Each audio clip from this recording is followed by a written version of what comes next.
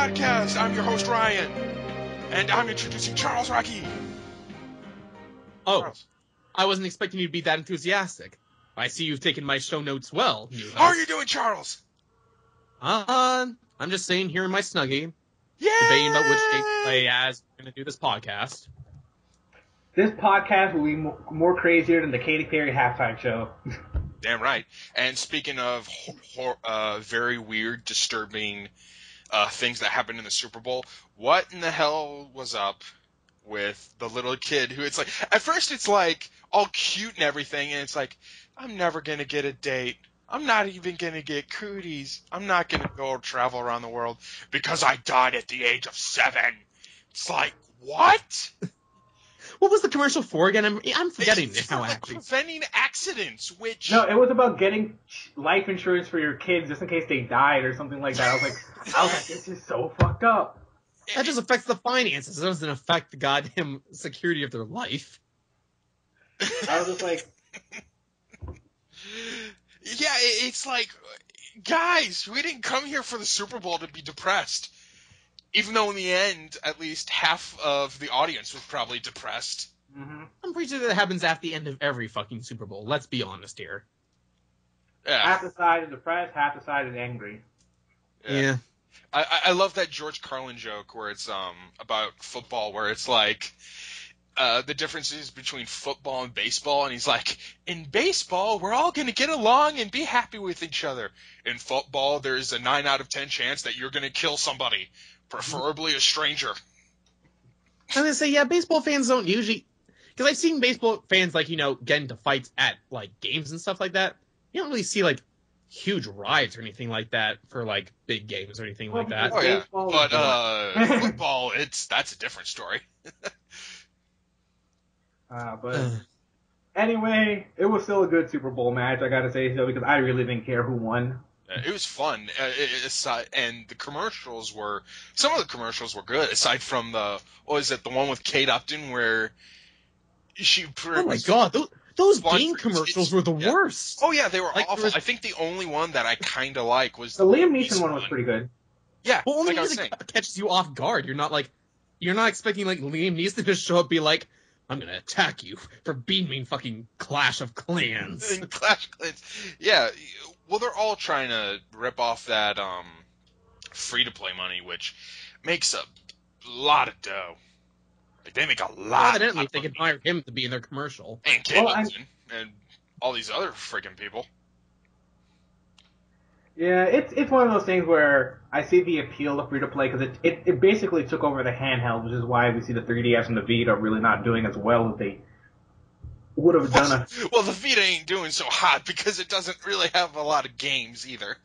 I mean, it's got Persona 4 Golden and... I'm still thinking. The other one that Crown, the one that's apparently pretty decent on the Vita is Soul Sacrifice.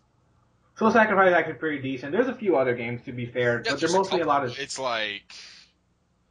It's not... I've heard... There's not enough to warrant, like, buying a $200... What is it? It's like $200, right? Yeah. Roughly. Yeah, I've heard $200. I've heard the argument before that it's almost kind of like what happened with the Dreamcast, where it's like, tech-wise, it's actually impressive for the time that it's released in, but it's not really feasible to make stuff for it. Like, because if you look at the graphics of the Vita, it's impressive that they were able to make a system like that And the that runs those Dreamcast- types of games. Dreamcast had some good shit on it. But the problem then is, like, but it's going to be a lot more expensive to develop a game then for the Vita, when it's like, well, I can just develop for something a lot cheaper. Yeah. So... Okay, so we talked about our our sports of the year, pretty much. So, Which is funny, because I don't even watch football that much, if at all, actually. You know, honestly, I don't either. But it was like everyone was talking about, oh, look, it's Super Bowl, it's Super Bowl, and it's like, well, might as well watch it. And like, I'm not one of those guys who's like, I'm not one of those geeks, because let's face it, we are all geeks. Mm-hmm. Who is like, oh, sports, please. No, I was gonna say, I enjoy actually my like own kind of watching, sports.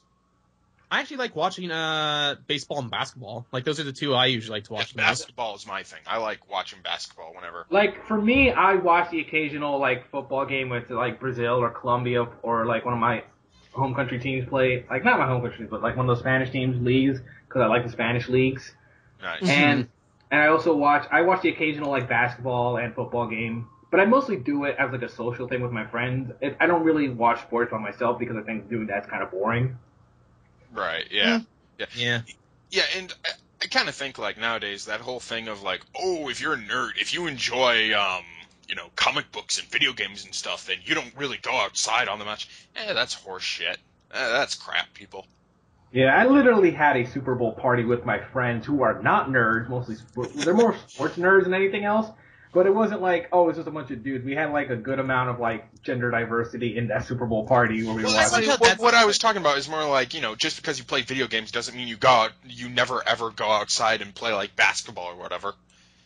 No, that's the part that you focused on. It's like, hey guys, I just want to let you know, it wasn't a sausage fest, okay? It was totally straight. It had girls there and everything. Well, I was just making a point that's not like, oh, I was just watching it with like a bunch of like nerds. Like I just don't hang out with just nerds. I hang out with all sorts of people. It wasn't mean to be like that. You hang out with the sports nerds. Yeah, that's the video game nerds. But anyway, I think we talked enough. It's a special breed out there. All right, so anyway, I think we talked enough about that. Enough, we may as well just end the podcast then, don't you think? Well, if we talked enough, we may as well just end the podcast, don't you think? No, I was saying we've talked enough about sports and shit, and we're going to go on to something that's kind of depressing, or not even kind of, it is totally depressing. Monty Oum, one of the Rooster Teeth animators, died on Sunday, I believe, the 1st of February. At like now, what does it say about me that when I heard the story, my first reaction was, who? Well, no, that's understandable, because it's like, as much as Rooster Teeth is, I don't want to say a household name, but they are well known with that whole type of machinima. Machinima being, you make movies or videos using video games. Yeah, we're talking about the genre here, not like the group machinima. Not the group machinima, yeah. They're still, I mean, you ask any average Joe Schmo on the street, they're going to be like, who's Rooster Teeth? But they're well known in the gaming circles. Yeah, they're well known for anyone that's even stepped a toe in the video game circles, more or less. And Monty Oum, he was a guy who came around not that long ago. I think he came around during 2010, and he was the big guy who introduced the whole green screen stuff that they were doing with Red versus Blue, and a lot of that stuff, which came to a big surprise to a lot of people when they first started watching that first season that introduced it. And he's also well known he's known for that, and also for doing Rooster Teeth's own original IP series, Ruby. Which is actually a pretty fun, light anime. It has a lot of cliches and tropes, but for the most part, it's really well animated, and there's something charming about it that, like, even though it has these cliches, it's still really fun to watch at the same time. Yeah. And the guy was only 33 years old, and apparently he was admitted to the hospital in critical condition, and apparently he suffered a severe allergic reaction during a medical procedure that was apparently very simple, and it left him in a coma. And unfortunately, he was not able to recover from that, which is an unfortunate shame. Apparently, he is survived by his wife, Sheena, his father, and Mani, and his brothers, Woody, Sei, Chivy, and Neat. And his sisters. Wow, this guy has a lot of family. Thea and Thierry. I'm probably messing up this guy's family Guy names. Fieri is one of his cousins? But yeah, it is a shame that this guy was only... Hey, Guy Fieri here. Diners, drive-ins, and dives. I'm going to go to my brother's funeral right now. Jesus Christ. But let's check out the catering. Jesus Christ. But it is a shame that this guy was only 33 and this guy passed away. And he looked to be doing a lot of good, starting up a lot of stuff. And it is a shame. let's pour one out for one of our lost gaming homies, guys. Just grab your 40s and pour one out. I don't drink all that much, honestly. It occurs to me, I forgot to buy beer this weekend. Let us throw our Halo discs into the fire in honor of him. Ain't none of y'all street, man. I was trying to say let's pour one out for our dead homies, and ain't none of y'all get it. No, why do you think I said I don't have any beer with me? You just go, yeah. Yeah. But No, it occurs to me, I think this is the first podcast I've done in the past 4 weeks where I wasn't absolutely hammered when we started. Really? Have you not noticed that, like, the past few weeks I've just been, like, fucking hammered every time we've done podcast? No, not really. I mean, you pretty much act the same. I noticed the last one you were pretty hammered, but... Well, because I found out that day drunk is the best drunk. Because night drunk, like, you know, once you get tired, you know, you tend to fall asleep pretty quickly and you just feel exhausted the next morning. But day drunk, when you get tired, it's already nighttime. You go to bed, and you wake up very relaxed. All right. Well, yeah, like I said, you know, this is very depressing. You know, I hate to do the whole cliche, but our thoughts, I'm using air quotations for prayers and everything. Our thoughts and prayers are with them, with his family and friends and everything. And it is honestly a shame that he died in such a way that is really shitty and pretty much unexpected. To have an allergic reaction to a medical procedure that was apparently simple, that is a damn shame. Yeah. We'll move on from that, and we'll go to something that's even more depressing. That last week we talked about Nintendo and their creators programs, and basically what it is it's pretty much their answer for after they got huge flack for them saying, hey, if you go on YouTube and everything and you post our videos and everything, we get all of the money from that video that you posted. And this is pretty much, and this was their response to that, this creators programs list. And there was already a lot of bad things about it, like you can only get the money from PayPal, you're only going to get US dollars, and there was a lot bad with this already. You weren't getting the full amount. Yeah, you weren't getting the full amount at all, and there was already a lot bad with this, but as an extra fuck you, pretty much, Nintendo has a list, a whitelist, if you will, that mentions all of the games that are completely fine, that are under the creators programs jurisdiction. The ones that aren't included are all the Pokemon games, or any of the Pokemon games, really. None of them are on there. Bayonetta isn't on there, and neither are any of the Smash Brothers games. None of them are on there at all. So you're left to assume that if you post like Pokemon Yellow or Pokemon, what the new one is, Alpha Sapphire, or you post like videos of Smash Brothers Brawl or even the original Smash Brothers, all that money that you would have gotten from those videos are going to go to Nintendo still. And Nintendo's hoping that, like, because of these rules, like, hey, maybe we can get more people to play Toad's Treasure Adventure on YouTube, and that will spike up the sales. Donkey Kong Frozen Country, here we come. Yeah, or, and it's also like, look, Pokemon, Smash Brothers, Bayonetta, and Mario, and Legend of Zelda. That is their biggest IPs. And yeah, I'm kind of Bayonetta. I'm not Bayonetta. I would say Bayonetta. Bayonetta's not their biggest IP. But I wonder now, actually. It's becoming their bigger one. No, which is kind of sad because I think that's still perceived as a Platinum thing more as a Nintendo thing. And even then, Bayonetta does not have the big numbers that you see from, like, Zelda. Yeah, but what else has bigger numbers than the ones I just named off? Zelda. I already named that off. Let's Metroid still gets bigger now. I'm like, Bayonetta's there has been a Metroid game in like how long? Yeah, but I'm talking numbers wise. I don't think Bayonetta has even cracked 1 million in sales. I'm pretty sure it has. No, I don't think so because it didn't. Sure. I don't think it cracked 1 million sales when it was just Bayonetta 1, and that was with both. And that was like anyway, both on 360 and PS3.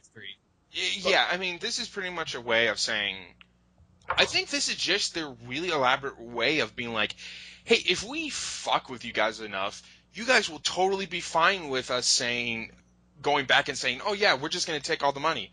Because, hey, as long as we don't have to deal with all of your bullshit of making it as complicated as possible, we're totally fine with that. And I think that's what they're trying to do. Because this is bad. This has all been so bad and just broken. I wonder now, because it's those three things you specifically mentioned.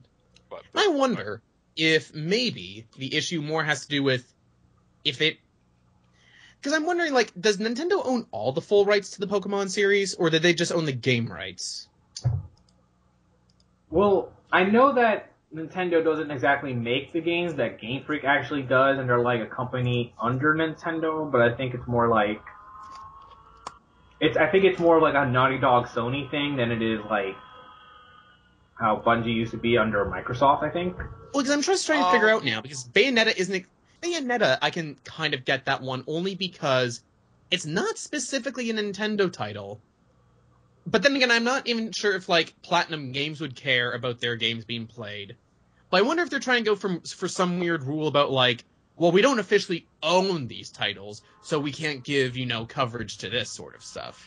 So basically, an answer to your question, Charles, is that Game Freak owns Pokemon, the Pokemon franchise, but Nintendo is a major shareholder of Game Freak. Okay. Because they own around 54% of Game Freak. That's what I'm trying to figure out. If maybe that's what their logic is. It's like, well, it's not officially our properties, or like with Smash Brothers, it's like, well, not all of the stuff in there is officially ours, therefore we can't give coverage to it. Clearly, yeah. Even though they know that's Bayonetta 2, I don't think is the one that's really going to matter in this, but it's mostly the Pokemon and Smash Brothers one that I think is like, those are the videos most people are going to post up anyways. Which is a shame too, because we know that the fighting like community of games, like there's a lot of fighting videos out there, and those do a lot of like coverage for like fighting games, and that brings a whole new different community to play your game. And if Nintendo is just gonna ostracize like people from posting these games, how are you gonna get this massive community out there that just will buy every single one of your games to support you? If you're just going to be like, yeah, fuck you guys. Well, it seems that Nintendo doesn't... It seems that it's gone over their head that Let's Plays are free publicity for their games.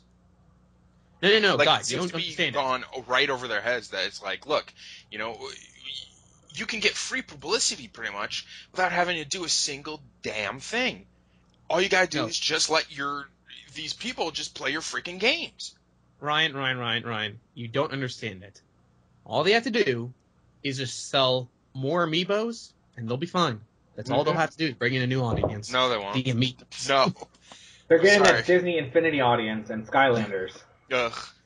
See, that's where the real money is. Okay, in defense of those guys, at least Skylanders and, like, the whole Disney Infinity, at least those things do something.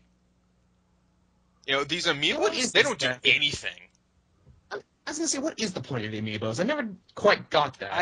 They're pretty much useless. They're just used to transfer stats from like different Mario characters. Like you can make like your own pre-Mario, like, and then make him badass, and then just bring that Mario into somebody else's game or into like a future installment. Okay, like, which group of friends do you have where it's all about, yo man, we totally have to win based off stats, right? That was totally unfair. He had much better stats than me. That's why he beat me. I'm just like, how many of your friends own a Wii U? How many of your friends are willing to buy amiibos? Exactly. It's like, It's one of those things where Nintendo's always been behind the curve to a certain extent. But it's just like, guys, this is free advertisement, and Nintendo, out of like Sony and Xbox and any other company, has the most loyal core fan groups of any time that they will never hear wrong of Nintendo. And, like, these people want to make videos and they want to advertise your shit. But if you're de-incentivizing them and treating them like shit and getting all these loopholes, how are you going to... I don't understand at this point, how does Nintendo keep such a loyal fan base? Well, it's because they're like, they're the grandfather, they're the grandfather of video game publishers and everything. They've been around since the beginning, so it's like that old grandpa that you just don't want to see go away. Well, sometimes you need to cut the life support and let grandpa die. Fernando, they brought back the Tanuki suit for the next Mario. My childhood is revitalized now. Alright, let me go back and see when was the last time I owned a Mario game. I think the last Mario game was that I owned was Paper Mario. And technically, for me, I think it would have been the it was one of the DS RPG ones. I think it was not Bowser's Inside Story, but the one that came before then, whichever one that was called. Like, I think it was Brothers in Time or something like that. Oh, I think I know which one you're talking about. Yeah. I don't know. I think, look, the simple thing for Nintendo to do is nut up, shut up, and make some games. Stop messing around with this amiibo crap. Sit your butts down and make some games. I was confused where you were going with this for a moment. It's like, okay. It's like, I think it's just like, that's the simplest thing, is that you're a game company. Make some freaking games, people. Come on. I'm almost at the point where I think Nintendo should stop making a home console and do their own handheld, and then just put their games on the other systems. Yeah, that would make more sense, because it seems like they got no problem with games when it comes to handhelds. And even their console games are pretty decent to good. Yeah. So I played Bayonetta 2, and that was on my Game of the Year list. I played what was it? What was that one game? The Legend of Zelda one. Hyrule Warriors. Yeah, Hyrule Warriors. That was really, really fun, and I'll be honest, that was Hyrule almost Warriors on my Game of the Year's list. Hyrule Warriors was the only time I've been interested in a Legend of Zelda game since Twilight Princess. Yeah. Yeah, oh god, yeah. Twilight Princess was okay. I hate, what was the other one? Skyward Sword is awful.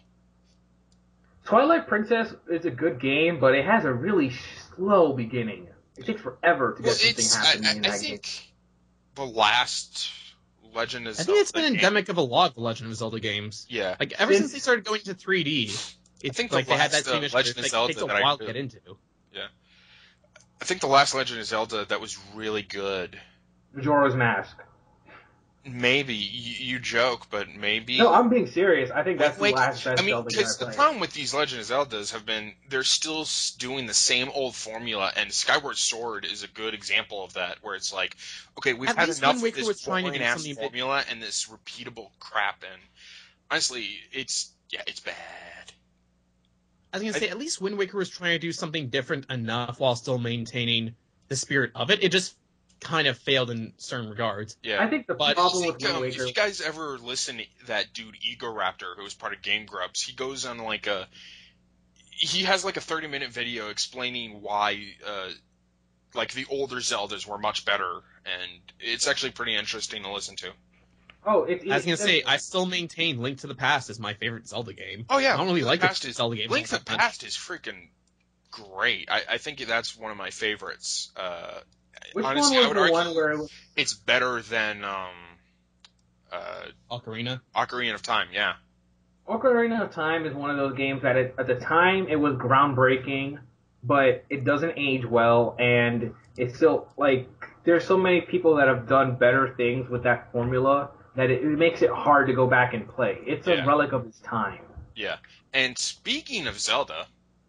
Well, before you finish that, I was going to say, I think also part of the reason why I'm not a big fan of the 3D Zelda games is because I think the best 3D Zelda game that's ever come out isn't even a Zelda game, and it's still aged a lot better than the rest, which is Okami for the PS2. Oh, yeah. In as much as, it's perhaps, it's the most... it's pretty much a 3D Zelda. Awesome. I'd say it's go better back than the and other buy 3D that. Zelda games. And it's aged better than the other 3D Zelda games. Oh, yeah. I need to go back But to go back... And to go back to our organic transitional point... Yeah, go back to my and what I was going to say, transition. but also made again by our fellows over at Platinum before they were Platinum. So, oh, really? I didn't know that Oh, was... yeah, because because again, Clover Studios, because Platinum is just pretty much made out of a bunch of people that were over at Clover Studios. Oh yeah, nice. Yeah, I need to go back and play that. But yeah, going back to what was our original, what was supposed to be organic transition, is that Netflix is entering a deal with Nintendo to make a family-friendly Game of Thrones-inspired live-action Zelda TV show. Wait, was that the pitch they put out? I just heard it was live action. And here, no, that family-friendly Game of Thrones style. Yeah, it's those Game two of sentences Thrones, do not make sense. It would be like Game of Thrones if it was like for a family audience. That's what they said. I can't even fathom that. Yeah, like how does that work? I think what the political intrigue is what they want to introduce. But part of the the fun way that I behind can Game think of about Thrones, it. Part of the fun behind Game of Thrones is it's effectively looking at a world of what happens, like, because effectively it's all taking place like after the happily ever after, that is winning the war, and showing how happily ever after doesn't last forever. That doesn't really work with a family friendly thing. I want the Ned Stark of Legend of Zelda. Where does Tinkle fall into all of this? Tinkle is Varys, obviously. Oh boy. No. Tinkles is he's God, who is he? He's Ramsay. You know what I'm talking You went way too far with that one. To just say that. Yeah, that dude doesn't show up enough, and yet he's like the most psychotic person in there. Then what's the real question is, what is Na'vi? Is Na'vi going to be the Joffrey of this show? I'm sorry, what? Is Na'vi going to be the Joffrey of this show? You just want to kill Na'vi? Oh God, yes. You're just going to want to. You're just watching the show until they die painfully. Is that it? Yes. Well, they'll die in a way at the same time, and we're like, it's clearly painful, but you almost feel like, ugh, but still not the best death they could have received. Where's Edward Norton one to who curb keeps stomp saying, him? "You know nothing, Link." And then Edward Norton comes out of nowhere and curb stomps Na'vi. It'll be great. I don't think Edward Norton was in Game of Thrones. He's bringing American History X into this. Oh, okay. Yeah. I just want Edward Norton to curb stomp somebody. Is that too much to ask? So, anyway, back to before the joke went and died.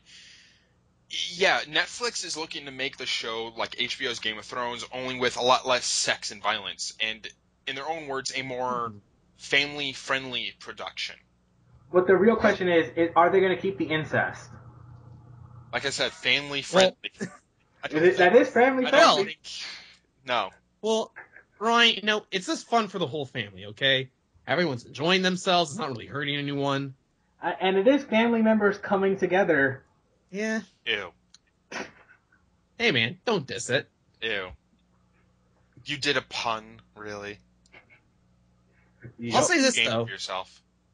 I'll say this, though. It's a bit confusing, because I remember, like, before you signed on, me and Fernando were talking about this, and I think I said, as a show, it would make sense if you did it like each new season was like a different adventure sort of thing. But if they're going to do it like Game of Thrones style, where like each season is like leading into the next as like one big narrative, I wonder how long you can go with that before you start stretching the material. Kind of like how Nintendo stretches their own material in the video games. Yeah, because there's not enough story really. There's a world, but I mean, even if we've seen it explored, we don't really have any idea of how it really works. And also, if they're going to base this like heavily on Legend of Zelda, what are you going to be doing for every season? You're going to be doing the exact same thing over and over again. Like, they're going to have to change the Legend of Zelda mythology and what we know of it so radically to fit it into, to give it enough story and to like, because you can't have a silent protagonist on a TV show. It just won't work.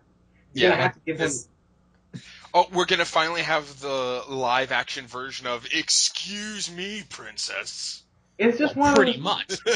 I'm like, as much as we like to say that was a shady animated show, which it was, I would think that just the way that the design works for Legend Zelda, it would work a lot better for animated because a lot of those things when we've seen people cosplay them or like even do like fan trailers or fan little movies, the costumes don't necessarily translate super well, and because they look very fanciful, like a kiddier version of the Hobbit in their designs live action.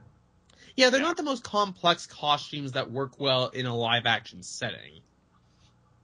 Like, animated, it's fine because it's, like, bright and colorful but simple to see. But in real life, it'd be like, this looks a bit bland, almost. Yeah. Also, I don't know. Well, look, the thing is that no matter how much we're talking about this, it doesn't really matter because they are so behind. Like, the production staff is looking for a writer right now, and that's it. oh, That's so they don't even have an idea. It's just they like, don't even have an idea, so they're a long, long way off from actually being able to see this. maybe they announced it a bit too early then. Oh, probably, yeah.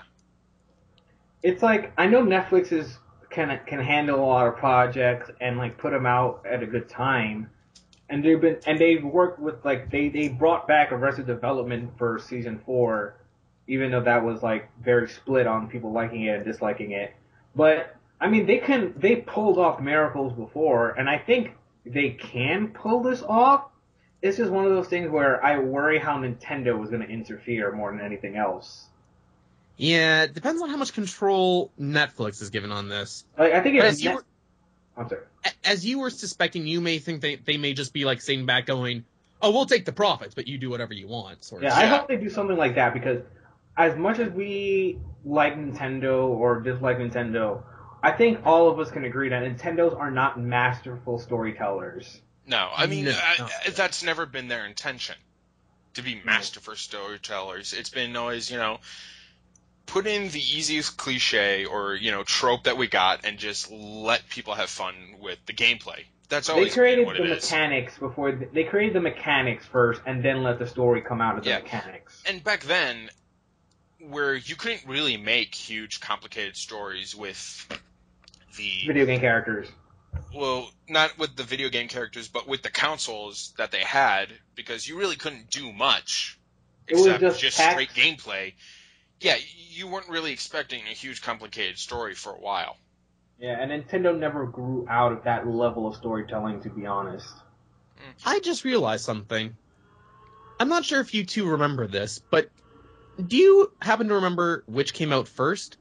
The Legend of Zelda or the movie Legend? I'm pretty sure Legend came out 1986, and Legend of Zelda. Because I'm pretty sure one wasn't it like the story like one somehow influenced the other. I think Legend of Zelda, the original, came out. The very first one came out around. Yeah. First release was in 1986. Yeah, it came out February 21st. Yeah, I'm just trying to think of like live action Legend of Zelda, and for whatever reason, my mind immediately went to, oh yeah, there was Legend. Which, not the best thing to think of when you're thinking of a live action Legend of Zelda property. No, I mean, come on, look. The best part about Legend is Tim Curry, to be honest. Well, yeah, but that's independent of the movie itself, though. This is one where I see now potential. I kind of want to go and watch Legend for Tim Curry. Here's the thing I'll say. The last thing I'll say about this is we're going really off topic, but I can see there being potential if Netflix is giving a lot of creative control and they find a good writer and director. Like, I'm trying to think who would be best for this. Like, I don't know. Like, I would, if they're going for a family friendly, I would say Christopher Columbus might be, or Chris, I can't remember his name, but the guy who did the first couple of Harry Potters, and he did like a lot of like fun kids stuff. I can see him doing something fun for kids for Legend of Zelda, but I don't think that would appeal. Aspect. I don't think, yeah. Yeah, the thing that I think throws people off is saying we want it to be Game of Thrones for a family audience, and I think that's the thing that throws people off. Like, family. I don't like Nintendo fans. At least a lot of the people that watch Netflix aren't gonna be like your under 10. You're gonna get like a lot of people in their 20s, because there's a lot of Nintendo fans that are in their 20s and 30s and 40s. Why not make a show that's like, you can watch it as a kid, but it's more like, maybe not as mature as something like Supernatural, because Supernatural has some dark shit in it, but something below that, maybe at like a Once Upon a Time level, or a little more mature than that. Honestly, as you said before, the animated angle would have probably been the easier one, because there are a bunch of animated shows out there. Like I've only seen the first season of it, but like even something like Legend of Korra, where it's like, yeah, animated, so appeals to kids, but if you're not a kid, there's something there for you to enjoy. And I think live action balancing between family friendly and people in their 20s enjoying it is going to be a very difficult thing to do. Yeah, like I can't, honestly, I can't see this work. The more I think about it, the more I'm thinking, I just don't see this working. Yeah, I don't know. I hope it's good, because I want to see, like, if we get like that good video game thing that gets wide appeal and that's critically acclaimed, as well as makes financial money, we'll see a lot of video games transition into like TV series and movies, which I think would be good for certain franchises. But with all this like criteria that they want to have in this, I just really don't see it working. Yeah, I see this more as like honestly, I would buy this if it was like an April Fool's joke. Honestly. Yeah, I don't know. Actually, Fernando was bringing up a good idea for like a live act. Like, let's say they were going to take a Nintendo property and make it live action. Now, honestly, the best one for a TV adaptation would have been like Metroid, because its sci-fi styling is something that we have seen before on TV in some ways. That's not unheard of to see something like that be transitioned to a TV show. And in fact, because of like the nature of Metroid, you could easily just make it like a Monster or Adventure of the Week style show. And you don't even have to put her in the suit, like, for the first episode. Like, you could just have her be, like, the Zero Suit Samus, and we could just do, like, season 1 is kind of her origin story until how she gets the suit. Yeah, you see, I'd be more interested in a Metroid show, live-action Metroid, that was, like, trying to go for, like, Firefly. That was trying to be Firefly, but for Nintendo or something. Yeah, I mean, essentially, she is just a space bounty hunter. And you just get a team, like, you create, like, a team behind her, because I think, like, we've seen with, like, The Flash and Arrow, like, having a team dynamic to, like, what it was originally a solo character adds a lot to it. So you just create her, like, a team of, like, doesn't she come with, like, from, like, a weird alien adopt? Well, she's human, but gets adopted by, like, the Chozo or something. Yeah, like, you just put, like, a Chozo character as, like, her mentor, or, like, some sort of thing like that, and then... Like the Master Splinter of... Yeah, you do something like that. Leonardo. And then you just have other space bounty hunters with her, as you see her in her young days. And then you just progress as the show goes on. Uncle Iroh to her Lord Zuko. I suppose you could even have it where, like, at some point, although may or may not be the best idea, where it's like at some point even like her fellow bounty hunters at the beginning end up becoming like enemies she may have to fight later on or something like that. Yeah, and you just have Carl Urban as her like one of the teammates or something. I just want to see Carl Urban be in another sci-fi show, to be honest. Imagine if they do a Metroid show and it's like they cast Carl Urban as Samus, but still as a woman somehow. Just the idea, it's like, well, Carl Urban's a leading character in the show again.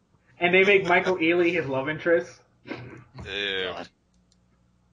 Ew. This would be so weird. It's kind of fascinating. I think it'd be weird. I would watch the fuck out of that show, to be honest. I would too, but I'd be like, oh god, this is like a train wreck. No, but now I'm just thinking, like, who would be a good Samus?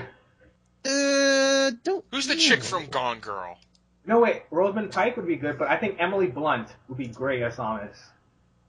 So you kind of need someone that has a cold look about them. No, Emily Blunt. She was in the Full Metal bitch from Edge of Tomorrow. No. I know what you're saying, but I'm saying, like, yeah, like, I could see her working. I'm just saying, like, basically you would have to find someone that, like, yeah, can do the cold look well. Mm-hmm. Which could be her. I don't know. I haven't seen Rosamund Pike from Gone Girl. Although I'd be thinking, oh god. She's the crazy the problem with chick her from is, Gone like, Girl. I can see the problem with her is just like, well, I mean, you passed the cold thing off well, but something tells me you're gonna fuck someone over by the end of this. Yeah, Why does she have that wine hurt bottle? someone horribly. And I would never trust her around a bottle. Oh man. It makes you wonder what she was doing with, like, that power arm of hers before it's on the suit. Oh my god. Oh god. Now I really don't want to see the show anymore. Nope. It's like, first I was interested, but it's like, now I'd rather not think about it. I think I described Gone Girl as the most terrifying horror movie I've seen that year. Gone Girl's the Thurman, worst movie. good, honestly. I was going to say, Charlize Gone Theron. Girl's the worst movie you can see on a first date. Oh yeah. Well, shit, first date, just anything with couples. Yeah, That's it's like, That's like if you had doubts before, these will not make things easier. Like, if you have your long-term relationship with a girl and you're just thinking, I'm gonna ask her the question, like, tonight at dinner or something, but you go After we go see Gone Girl. You'll be like, nope, we're not getting married. That's not happening. It's like, so honey, what did you want to talk about? None. I think I'm going to be a hermit from now on, I think is what I'm going to do. Well, I gotta say, it was nice knowing you. Bye. I just want you to record this on this telephone real quick. Do you keep a journal? Tell me right now. And do you date Neil Patrick Harris at a certain point in your life? For some reason, that was the weirder part of that movie, actually, when he came in. It was weird, but it made so much sense, honestly. No, it did. But anyway, enough with Gone Girl and slight spoilers, I think. Okay, so sorry about that. We had a little thing, and we're just going to cut out whatever it was. It was nothing big. It's just us talking about how we're going to do the podcast and everything. But back to podcast, we're going to talk about the new trailer, the gameplay trailer for Persona 5. And Which wasn't as much gameplay in it as I was expecting it, or at least from what you two had led me to believe. Yeah, well, it was like they showed the combat for like at most 5-6 seconds. Mm-hmm. I was going to say, it was mostly a movement gameplay trailer, if anything else. Yeah, which is, to be fair, the stuff that they showed in the game, like with the movement and like these weird, like, kind of jumping platforming segments, we've never seen, at least as far as I'm aware of, in the Persona games before. No, Persona's more like, it doesn't really have like that much movement in them. Because what Persona pretty much does is like you go into this maze pretty much, these dungeons that are just these mazes, and you go left, you go right, but there's no real jumping or like more or less platforming this seems to have, and it looks pretty interesting. We've never seen a Persona game where it has a populated NPC environment. Like, we see him going through a crowd of people, and I mean, we've seen NPCs every now and then around these areas in the Persona games, but we've never seen it like this, where it's like the city seems to be bustling and moving, and people are reacting and going on with their daily lives, and it looks really impressive and pretty freaking cool. And I gotta say, honestly, for a game set in Japan, that would be the obvious one, where it's like, because that's the only part about the Persona games that's a bit odd. It's like, there aren't as many people in this section as you'd expect there to be. Oh yeah. I gotta say though, the tone of this game is what really interests me, because it seems like they're combining the playful tone of Persona 4 with the darker elements of 3. Especially with 3, because you see our main protagonist have some like weird mask, and they look like they're planning some sort of thieves. They're like thieves, heists, and I swear to God, the first 5 seconds, the first like 10-15 seconds of this, when I was watching it, it was like, what is this, Batman? Is this the Dark Knight? Is this like Persona's version of Batman?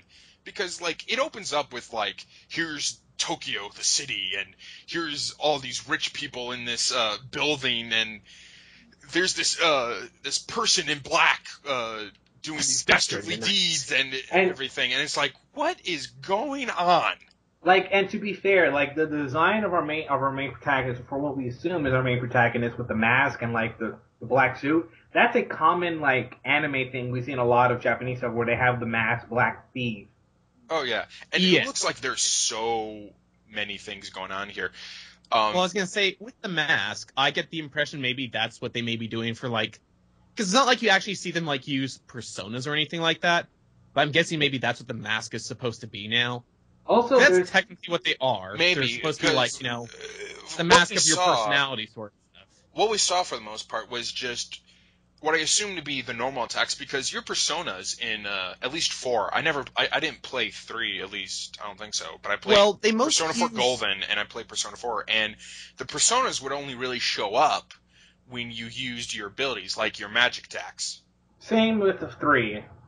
Yeah. Yeah. But So what I'm saying is, like, I wouldn't be surprised if it'd be one of those things where it's like the game is like, these are regular people, but when they go into combat, it's like their personas are manifested as like special masks that grant them like abilities or stuff like that. Maybe. Or it could just Again, be like their... the personas are the masks of themselves, apparently. And also, Persona games, there's also been like they dress differently at certain points when they go for combat than they do in their regular wear. So it just might be that part of the story is that they perform heists, but these heists are to stop shadows, or they're just thieves. Because there's also another element that I think is really interesting. Like the first day that they have on the beginning of the year is the same day that Persona 4 starts in its timeline. But the thing is, the time they show is that all of them are like eating at the standard like restaurant, and they seem to know each other. So maybe this might be the first Persona game where you're not playing the new kid, but you're playing an established character, and he's already known some of the people. Well, also another thing is that there seems to be like a cover system or something. Because if you look after the scene, if you go in around 1 minute and 40 seconds, there's first a scene of the main character doing what seems to be platforming, and then after that, it seems there's a switch in scenes where it seems to be the main character going cover to cover, moving from cover to cover over and over again. Well, what was even interesting is like the way he was teleporting. For some reason, the moment I saw that, the first game I thought of right away was actually Final Fantasy 15. So I remember that was the big conceit behind that character in the movement trailers they showed for him, where he'd be able to teleport around as well. Yeah, I think Even that's more of like a stealth thing. Like, I think there's going to be a huge stealth component to this game. Yeah.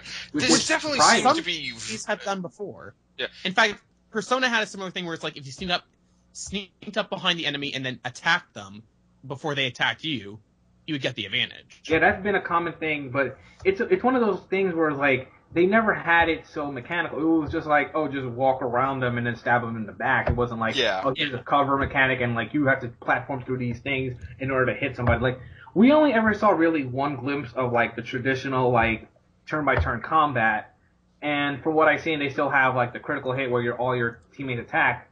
But it's also funny because they have like this cat thingy that's also like it was like an animal, which is pretty much their Teddy. Their Teddy. Yeah, it looks like to be their Teddy. Or their Konoramu, the dog from 3. He was also like Izumaro or something like that. Yeah. It's one of those things where it's interesting how like you also see him out in the open, and he's not, unlike Teddy, who could be somewhat inconspicuous. This clearly is not. Well, the thing is that it shows that is that Charles is right. Is that once they enter the TV, they take on this other transformation, because they show the cat, this cat ally or whatever, looking like a normal cat for a couple of seconds, and then once he goes into the TV, he takes on the cartoonish form that we see for most of the gameplay trailer. We also see them dress up as thieves in the real world when they're doing like some sort of heist. Yeah, so it might be. Yeah. It's like they're not doing the dark hour like they did in 3, and they're not doing really the TV that we see in 4. And to be honest, I haven't played the first 2 Persona games, so I don't know how they work. I forget what the first one was, but the second one was all about. The idea behind that one was that rumors started to come true. Mm-hmm. So that if you made a rumor about something and it passed around long enough, suddenly it would happen. Which is why in real life, if that actually worked, I'd be like, "Did you hear Ryan won $1 billion?" Well, you That'd say be that, nothing. and no word of a lie, the final boss ends up becoming, because like there's this rumor being passed around, and here's the rumor: hey, did you hear that Adolf Hitler has come back? What? He has an army with him? And one of the main antagonists of Persona 2, Adolf Hitler. Awesome. What? Okay, Real Awesome. quick though. Okay, I got it. Fuck this. I gotta go back. I gotta find that game and play it. Okay, I thought you were gonna say it's Adele singing the song "Rumor Has It." Oh no, it's like way before that. Did you hear that Adele made like $1 billion singing "Rumor Has It"? Rumor has it. Okay, no, but Hey, did you hear that Billy Brooks finally decided to make a move on Adele? That wouldn't even happen. okay, but honestly though, Even with Like somehow the universe would prevent that from happening. It's like that has to come true, but we can't allow it to go on. it's one of those things where I think this trailer appeals to like Persona fans more than it does to a general audience. Because general audience is like, what the fuck is this shit? maybe. Where- I gotta say though, one side note is that I'm liking the jazz thing that they were going for, the jazz music that they were going for. Because I've liked, even though, like I said, I've just played Persona 4 and Persona 4 Golden, I really enjoy their music. No, I think and even this 3 was has its really own fun. music, even though it doesn't use the I was jazz. gonna say But, that's a common thing in a lot of the Shin Megami Tensei games. but, Persona more so than the other ones, but yeah, but I not do too like similar style. I do like how they constantly switch style with each game, and they have like a different color palette and all this stuff. Like, it doesn't make the games feel like a retread of the other ones because there's such a radically like tonal shifts in each one of them. Yeah, like what was Mhm. it? Persona 4, it was like yellow, A lot of bright yellowish colors in it, and yellow like red. and everything. And for Persona 3, it was like blue, and for this, it seems to be red. Yeah. But honestly, like we're just speculating here because we really don't know what the fuck is going on in that trailer. Well, they barely released any other information about I it. do hope that there are going to be more characters that you can add, because like Persona 4 had like how many characters? I think they had like 6 or 7 different characters that you could bring into your party. Well, I'm sure or that's you just could the switch them only out. party So they I'm have in the I'm beginning. hoping that it's not just going to be these 3 people. Well, 4 Over and over. there. Again, it's probably Well, no, I'm that's talking probably about just like these the 3 opening party people you that have. are switched out. You know what I mean? Oh yeah. Well, there's a team of 4, including your protagonist. Well, no, yeah, but you can't switch out your protagonist. Oh yeah. Oh, okay. I'm sorry. I'm sick. But yeah, it's just one of those things where I don't really. We've got some semblance idea, but I am super excited. Like, I love Persona. It's probably my favorite franchise. Granted, I haven't played the first 2, but I'm just like, this trailer is what I love in the trailer. Like, this is specifically meant for Persona fans, is to get you hyped for it. It doesn't reveal much of anything, but it gives you some idea of what might be new.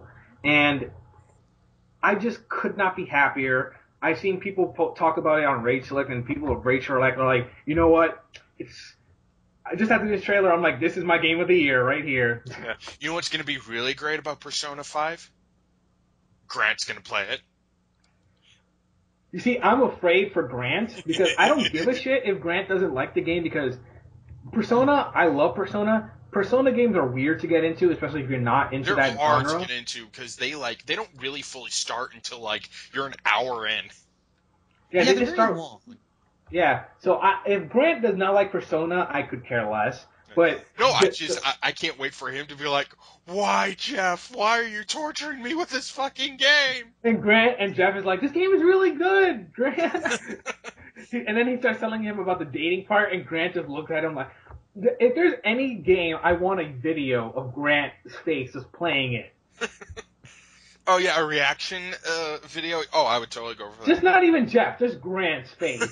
Just a close up of his face, just Oh playing. yeah. I gotta say, is with this and what's the new one? Bloodborne. With this Yeah. and Bloodborne and like a whole bunch of new stuff, I really can't wait to get a PS4 because this Honestly, is coming though- out for PS4 and PS3. It's just Well, it's coming on PS3 in Japan, but I thought it was only coming out PS4 in the West, wasn't it? I think it's getting No, I'm pretty sure they're coming out for both on the same time this year. And to be fair, even though if it's getting a dual release, it's not like Persona does not have to have like the Dragon Age level facial characteristics. It just they don't has need that. to be moist all the time. No, I was going to say, when Persona 4 came out, it was coming out at the tail end of the PS2's life cycle, even after the PS3 was already out. Yeah, it was still pretty decent graphics. Because it has a really good art design that knows how to play with color palettes and unique level design. Not like super unique level design, but like it would look like something you haven't seen before. It's just like, it's one of those games that it doesn't have to look brand spanking, next gen level great. It needs to be a good art style, and that's all you really need. So I have no problem with it being a dual released game. Yeah, like it that. looks fine. Like it looks serviceable, more or less. I wouldn't say serviceable, but it looks good. It's just like, Yeah. the game could look great, but it doesn't have a unique art design, which makes it look worse than it actually is. Whereas a unique art design will make a game look much better than it actually is. Yeah, A highly stylized game can be... I was going to say, a highly stylized game can be very polarizing at first, but generally speaking, has better longevity than trying to be ultra-realistic. Yeah. So, yeah, I think we're all in agreement that we're kind of looking forward to this game, more or less. Mm-hmm. And that, Like, and that we're all curious what the fuck is up with the cat. I don't even care. It's like one of those things where it's like with like Breaking Bad. I didn't speculate at all during Breaking Bad. I want to see what's delivered. I want to just get the goodness of Persona. Yeah.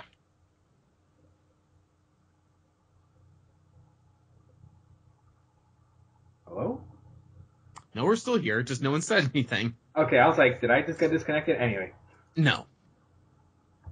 But I think Ryan may have. He hasn't answered, so I'm assuming he got disconnected. Yep. Anyway, we were pretty much done with the show anyway. We were just, I guess, do the review. Oh, but you two have to do the review. Yeah. Sorry, guys. My brother is talking to me. And he's going on about the Humble Bundle. Why are you belly dancing? Stop The belly Star Wars dancing. one? Why are you talking about Star Wars? There's a Because Star Wars That's Humble what Humble Bundle. Bundle is going on. That's not how you belly dance, man. Okay, then. Okay. But yeah. I guess... Is that it, or what?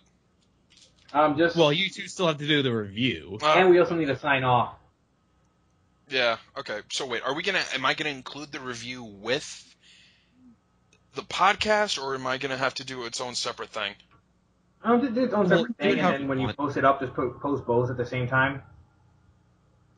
Well, no. What I'm asking is, am I gonna do what I usually do, where it's like I separate them both, and then the review is its own video, or should I just release this podcast with the review in it, without me having to take it out, and separate it like I usually? Whichever you want to do, to be honest, because we're not really reviewing it; we're just giving our impressions.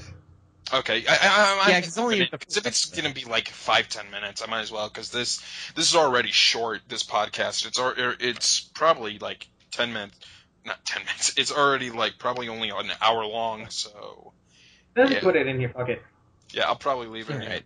So okay, look, I have no fucking clue how to. If you're into ABC Family shows, or Dawson's Creek, or Seventh Heaven, yeah. Hey, man, this game looks hella rad. Oh, don't you even? Because people Okay, look. say hella a lot. Okay, look. If you don't mind, would you mind if I go first, Fernando? And just try. Go ahead. That's because. Okay, so you play a very generic character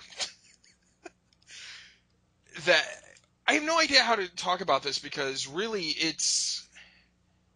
Look, first of all, this game is short. Like, this is really short. If any of you watched the Dojo episodes, they were actually almost done with the game. If they had like 20, 30 more minutes, they would have probably finished that episode. Honestly. And to be fair, a Telltale game is about 90 minutes, so this is about as long as a Telltale episode. I think a Telltale is a little bit longer. I don't know, because this felt way too short, but... Well, Telltale games are usually like an hour and a half, and this game is about an hour and 20 minutes, or maybe. an hour and a half, depending on how much you search the environment. Yeah. So in this game, the main character is a girl called Max Caulfield, and she wakes If up that isn't a big fucking reference enough. to what? It sounds like basically she's Maximum Caulfield from Catcher in the Rye. Oh no, they oh make my Catcher. God, yeah. Did you not realize that was the reference they were making I it to? haven't read Catcher in the Rye in Like it's not just the last name. It's almost like she's not just another Caulfield. She's the Maximum Caulfield. Yeah, she even has one of that. I can't remember the author's name right now, but she has one of the posters. J.D. Salinger. Okay, yeah, J.D. Salinger. I was like, I can't remember his name. Yeah, it's been a while since. But yeah, she wakes up. The first 5 minutes start with this huge freaking tornado coming up near this lighthouse, and she's seen this, and she's freaking out, and she wakes up, and through a series of events, she learns that she can rewind time, and she uses her powers in the shittiest way possible, really, because let me tell you something, okay? If I had the power to rewind time and shit, oh my God, the things I would do, okay? First of all, yeah, I'd be robbing banks. I'd be messing with people, torturing people pretty much. I'd be beating the crap out of people just to rewind time over and over to keep punching them in the face. I'd be doing anything. But you know what this chick does? She saves someone from a football. She sprays paint off of the generic school bully. And, she does something else that I can't really say that, okay, yeah, I'd probably do that too, but I can't really say because it's integral to the plot, more or less. Well, here's what I'll say. To be fair, she's only had these powers in the tournament of this game for like 3 hours. And yet she's able, and yet from the way she uses them, she acts like she's a pro. Yeah. Because she's able to do it easy without no real problems. I mean, hey, she's able to do like 30 seconds at the most, but still, she's able to do like whoop, whoop, whoop over and over again, no matter what, and she doesn't really get tired. It's pretty easy. I know, it's one of those things where it's just kind of one of those things where you can't really you can't have super realism and also have like a game mechanic, because if you had it like... Oh, yeah? Hello? It's just one of those things where it's a weird game mechanic thing where you can't have it too powerful, otherwise you break the game. Well, it's also... we're not talking about mechanics. We're talking about a character that, you have this really cool thing, this really awesome mechanic, and this really awesome power, but it's given to the most milquetoast, generic, really kind of boring character that you could give it.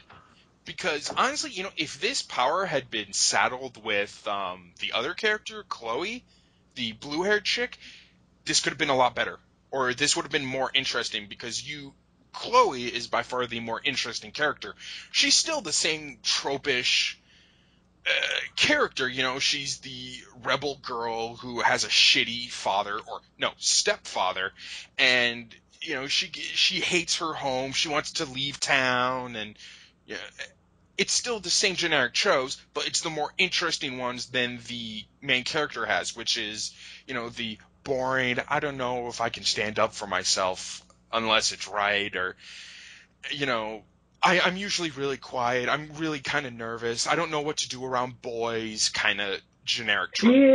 She is the character from most romantic comedies that's like... Oh, she's the character from most high school dramas, like Dawson's Creek. Or anything on ABC Family. This is just pretty much Degrassi in video games. Yes, bingo. Kind of. It's really Degrassi, and except you are in the most hipster college, or, I don't know, academy in the history of the planet.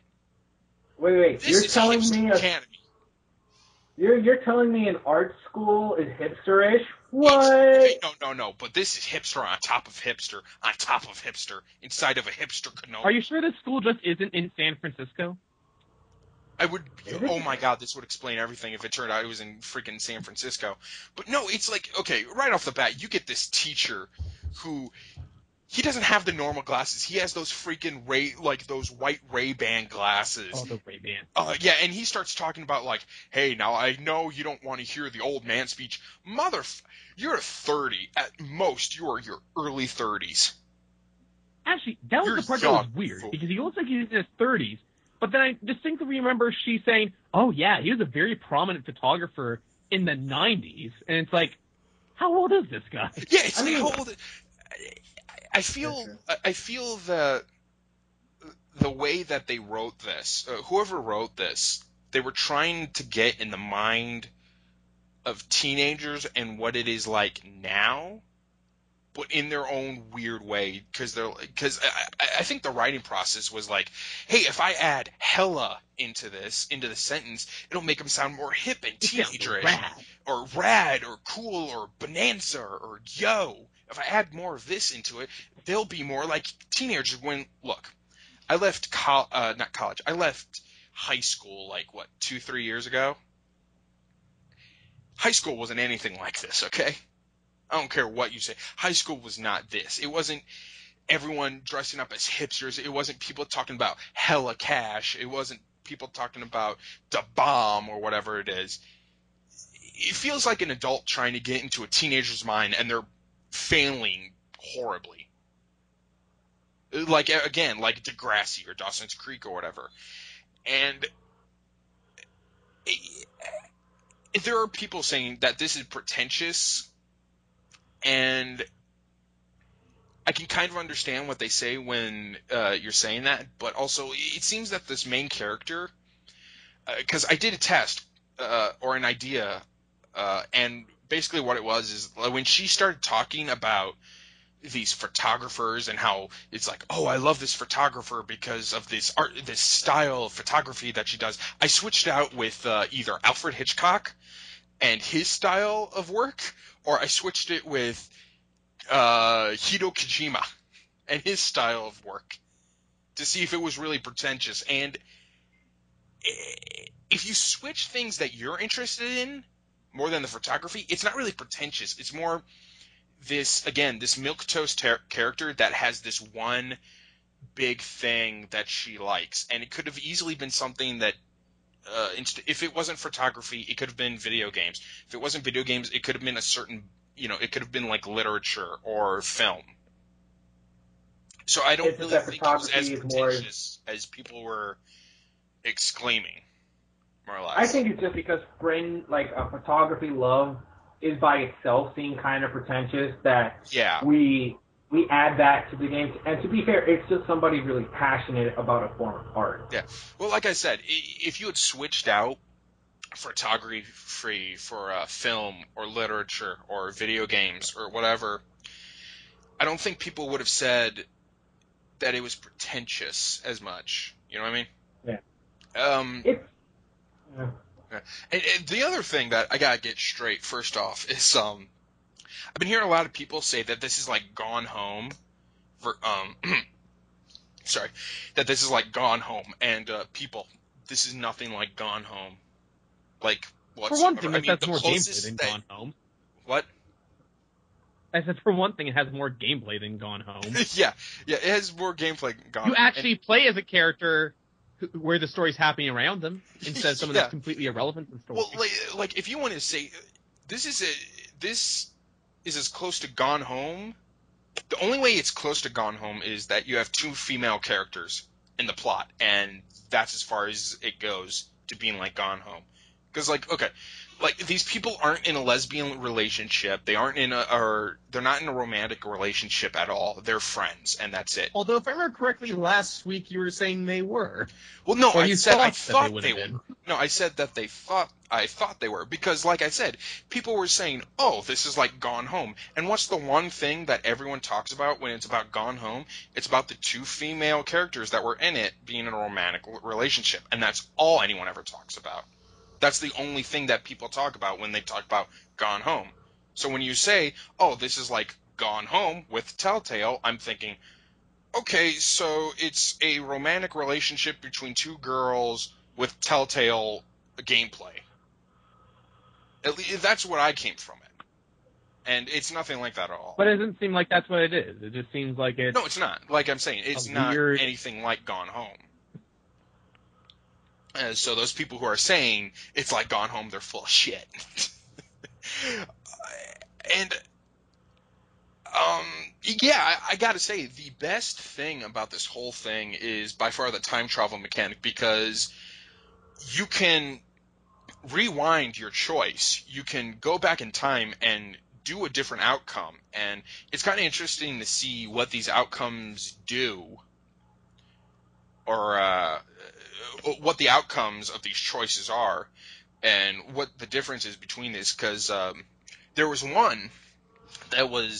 there's this one choice I had to do. I'm not going to say spoilers. I'm not going to say anything that's spoiler. But there was this one choice where there was one option I chose, and then I rewound, and I chose the different option, and it was completely different. Not only from the dialogue, but it was completely different in that you saw what was happening in that moment in a completely different light, more or less. And it was a choice that comes on way, way late in the game. It's like probably one of the last ones that show up. And the mechanic is definitely the best highlight of this entire thing. By far. So, but overall, I'm going to just put it out to you. Did you enjoy your experience with this game? I enjoyed it as much, like I said, I like we've been saying, I think I enjoyed it as much as I would enjoy watching Dawson's Creek or anything. Like, okay, look, this is a good setup. And I was about to ask, do you enjoy watching Dawson's Creek? Not that. Well, I enjoy it in the way that you enjoy a really bad film. That's like really, really bad. You know what I mean? Where it's like, wow, okay, I can't wait for what trope they're going to introduce next into this. Yeah. Or like when you watch a soap opera and it's like, wow, I can't wait to see what they're going to pull next in the hat of bullshit. Okay. And I'm not saying it's bad. It's just that this is very trope-ish, you know? Like, you can see every single trope and cliche that comes in a mile away. You got the bitchy school bully who's actually a lot nicer than she acts, you know? You got the Christian girl who's picked on for being Christian. You got the hardcore rebel who has a shitty home life.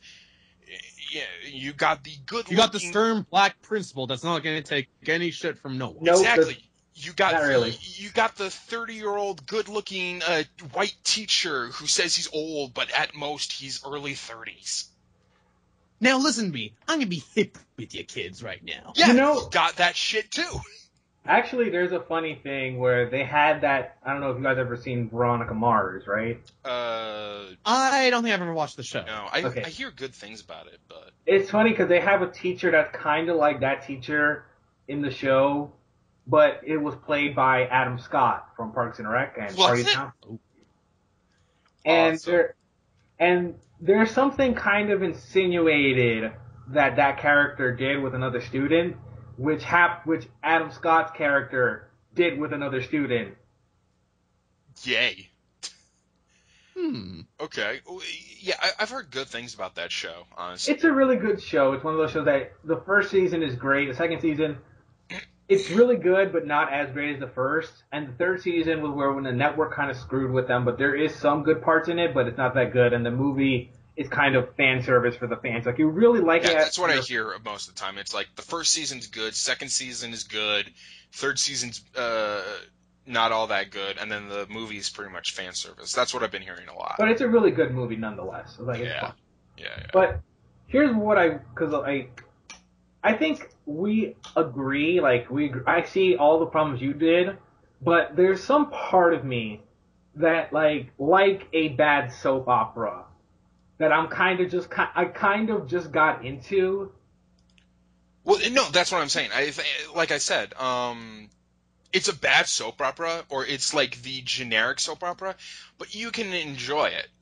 Like, you can enjoy how bad or generic it is, because there's nothing really completely awful about this. I mean, it's completely serviceable. It's just, the only real new thing that they do compared to like those whole point-and-click adventure games is the time travel mechanic, and that's Which really is it. an interesting dynamic and leads to like And if they do everything they can to explore and use that in creative ways, then it's going to turn out good. One last thing. Easter eggs in here. money. They hit you with these as if a 20-ton truck was hitting you. Because they just bash you in the head with these over and over and over with these Easter eggs. Because you'll see, like, look, it's a door that has red rum right next to it. And the room number is 217. Aren't we clever? Aren't we? Well, I mean, to be fair, I don't think they're doing that. Like, it's one of those things where if you notice them, you notice them, but they don't go out of their way to like, like it's not like the camera stays there for a second. It's just kind of like you pass. It's a passing by reference. Yeah, every now and then. I'll say this about the room 217 thing. Something you have to understand about arts school students: they're kind of douchey and dumb enough to think that stuff would be funny if they do it. Like that's like, ho ho, aren't we clever? So I'm not sure if it's like that's the creators trying to be clever, or that's more them just like, well, here's how these fucking art school teenagers act like. Which honestly, they do. Yeah. Like, Here's the thing. Here's what I'm gonna say. You would get a reference like, hey, I love this plasma screen TV. I need to watch Final Fantasy Spirits Within. That's the best sci-fi the one film that got ever. me. Hint. Like when I heard that one. Okay, here's what I'm gonna say. I've known art students before, and they kind of get them pretty well in this game at certain points. And that's the sad thing about it. Really, it's like like some of the things they get about art students and everything. It's like most of it is kind of a miss. Yeah, at least when it comes to actual teenage shit. And here's the thing. But when it comes to the art student stuff, it's like, oh yeah, that's more or less, that is dead on. But then, like I said, once you get into actual teenage shit, it's like, well, let's just go into the box of cliches. And here's the thing. I have been there's a character, Warren, and like her best, like the main protagonist's best friend. You can easily tell has a total crush on her. Like, I've been that guy before. You mean you got your ass beat hard? No, not that. The crushing on the artsy chick. Yeah. Oh, yeah. And being in the friend zone. I've been there. I've also dated that girl before. Turns out they're fucking crazy. But here's the thing. There is some ways they get high school right and like the thematic elements of high school. And there's some ways I can see like this timid character using their character. Like as somebody new, it's one of those things where I see a lot of hope in this game and a lot of the grains of good ideas. Like, I think if they made that character a lot more like Kristen Bell's character from Veronica Mars, as like this more kind of like she's kind of the shitted on character, but she has like a good sense of humor about herself, and she's shown to be really smart and a good detective. If they put more of those aspects into her character, made her more like a smarter, street savvy, and like more with a sense of fun, that would have been a much more enjoyable game than the one we had here. Yeah. And there's a lot of thematic elements that you saw on the show Veronica Mars that I kept noticing. Like, these guys must have been fan of Veronica Mars because like the social dynamics of the high school with the rich people and like the Vortex Club, that's stuff straight out of Veronica Mars. Yeah. Yeah, look, like, there's nothing bad about this game. There's nothing wrong with this. It's just more like, the worst you can say is, okay, the worst you can really say is, wow, this is really, really cliche.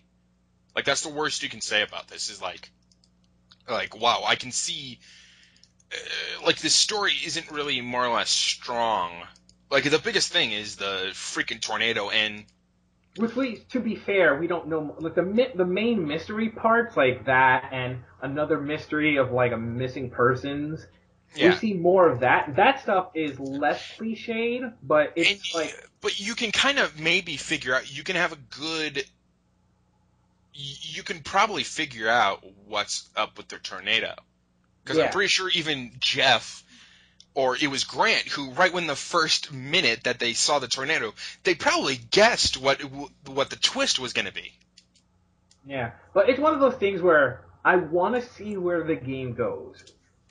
Yeah. I want to see how they go, because like if they seem to be at the end of this game, like there's not going to be, if they go on where I think they're going, there's not going to be as much of the high school dynamics, which I will be fine with. Yeah, like if they go more to outside, and they also put more of the character Chloe in the game, which was kind of one of the more bright spot characters. She was She was definitely the more interesting character. And I say your character has a much more interesting dynamic with that character. Like, our character starts becoming more interesting when you see her around that character. Yeah. I think we've talked about this enough, have we, or no? Yeah, it's one of those games where... Okay. I'm just gonna say, this game is like, if you want to see, if you're interested in, like, if you're like a big fan of Veronica Mars and like supernatural shit, but you wanted to see a much more less smarter version of Veronica Mars, probably give this game a try, because it's kind of enjoyable in its own way. And if you watch that Rachel Leck video or listen to our review and you're like, there's a part of me that wants to try it, maybe wait for it to be on sale or... Yeah, look, okay. Honestly, sorry, I'm cutting you off. Yeah. Go ahead. Look, okay. First episode on Steam is $4.99. That's $5. You know, that's roughly the same price as an episode for a Telltale game. Yeah, Yep. It's the same price as a hamburger at McDonald's, at least in America. All the episodes is like $20. If you're really curious about this, and then yeah, just spend the first $5 for the first episode and then see how it goes. If you don't like it, then cut your losses. But is this game an insightful look at high school? Some ways it is, some ways it's just really cliche. I like it, but it's one of those things where like I can't highly recommend it. I can't like tell you it's horrible. I feel very mid-level about it. Yeah. I'm gonna give this a full price. No, I'm not. For some reason. Although it's not really hard to give this a full price when it's only $5. I'm gonna give it a bargain bin. I'm gonna give this. Wait for GameFly. I'm gonna give this wait for a Steam sale or PS Place a Square Enix scale, which is bound to happen at some point. I swear to God, I'm gonna try and make our review like system work, because I haven't played this game. over like the number system, and we're not really good with that. And I think we should just do like. And here's the thing. I haven't played this game, but I'm gonna give this a download it while you're hiding in the closet from your in-laws. Download it while you're calling 911 as you're getting a pizza order. Yeah. Although download it when you're waiting for the you pizza guy to come into your house. Mount Your Friends is $5 too, so it's a decision. Right. No, it's a decision. What was Do you that want first to game that play came? Mount Your Friend? Do you want to play Mount Your Friends and have a great time, or do you want to play Life is Strange and have a very cliche time? Or save your $20 and get a gram of weed and just get high and talk about photography and science fiction. And you'll pretty much have the same experience. Exactly. You'll even believe that you're reversing time. Exactly. If you smoke enough. Exactly. You know, it was weird, as you're talking about this. I was thinking back to like the whole like, well, it's just pretty much Degrassi thing. And for some reason, the thought I've been stuck on this entire time is, this isn't just Degrassi. This is like one from the one few funny sketches from the Kroll Show, which is the Degrassi High School where everyone's in wheelchairs. That's pretty much what this is. To be fair, I've never seen Degrassi besides like maybe a couple of minutes, but it borrows a lot more from goddamn Veronica Mars. You know. Oh no, it definitely does. I just bring up Degrassi because it's one of the few things that Canada has a claim to fame over, and it's not even that good. You guys have Continuum, which is my favorite science fiction show on TV right now. Oh, fun fact about Degrassi: Drake was on it. Yeah, he was in a Also wheelchair. at one. Actually, no, Canada has pretty good shows. They have Continuum and Orphan Black. Oh yeah. Yeah. Both of God, which I Orphan do not Black's watch. gotten good. Speaking of time travel shows, or time travel Continuum. stuff, no, Predestination. Have you guys watched that yet? With Nope. I don't even know what Ethan that Hawke? is. Oh, I don't know if you guys want the spoiler of it, but I found out what Rachel Like's new playthrough is. Oh wait, nah, Well, don't I'll say find it out now. myself.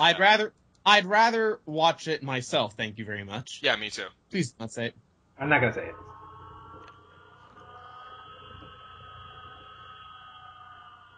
Oh Well, my I think this god! is pretty much it now.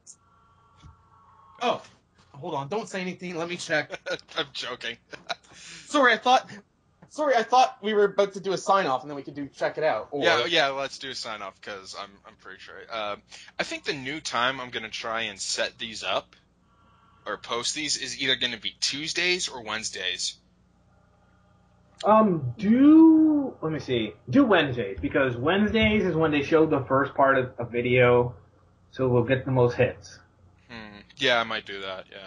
Because it's like, I can either do Wednesday, because Sundays I just take breaks and everything, and then it's Monday and Tuesday Jesus Christ. that I take it in.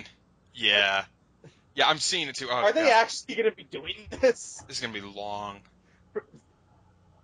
This is going to be long, but for those who don't know what we're talking about, or know what we're talking about, hey, we're going to let you decide what we're talking about. Go and check it out, because, fuck, this is going to be long as shit. It's gonna be at least 60 parts. Yes. I wonder who they're going to bang. We'll bang later, okay? Bang later, okay. So, I have to say, so long, farewell. This has been the Rage Select Community Podcast with me, your host, Ryan Graff, and with my co-stars, Charles Rocci. I refuse to be a part of this.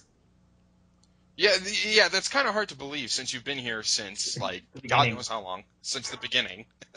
And Fernando I have Rodrigues. nothing else fucking better to do. And Fernando Rodrigues. I'm just saying I would have run the ball. Okay. I don't know what that means, Full but, reference. I don't know what you're trying to say there. yeah, I don't know what you're trying to say. Reference.